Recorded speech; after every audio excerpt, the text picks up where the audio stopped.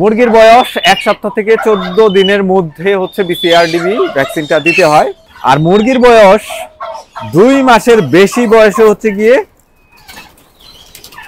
RDB ভ্যাকসিনটা দিতে হয়। রানীক্ষেতের কিল ভ্যাকসিন যেটাকে বলা হয়, যেটা ইনজেকশনের মাধ্যমে রানের মাংসে প্রবেশ করাইতে হয় 1 ml করে।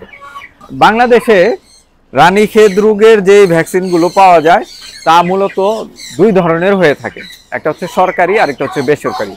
তো সরকারি যে ভ্যাকসিনগুলো সেটার মধ্যে আবার 2টা ভাগ আছে। একটা হচ্ছে গিয়ে 2 মাসের বেশি বয়সী মুরগিকে রানের মাংসে 1 ml করে প্রবেশ করাইতে হয়, যেটার নাম হচ্ছে আরডিবি, যেটা একটা কিল্ড ভ্যাকসিন। আর আরেকটা হচ্ছে বাচ্চা মুরগির জন্য, যেটার নাম হচ্ছে বিসিআরডিবি, যেটা 1 সপ্তাহ থেকে 2 সপ্তাহের মধ্যে মুরগিকে দিতে হয়। আর বেসরকারি যে রানীক্ষেতের ভ্যাকসিনগুলো বাংলাদেশে পাওয়া যায় সেগুলো হচ্ছে গিয়ে মুরগির বাচ্চা বয়স থেকে যে কোনো বয়সেই দেওয়া যায়, সেগুলোর ক্ষেত্রে বয়স কোনো রেস্ট্রিকশন নাই। তো আমার শুভাকাঙ্ক্ষী যারা হাঁস মুরগি লালন পালন করে থাকেন তারা অবশ্যই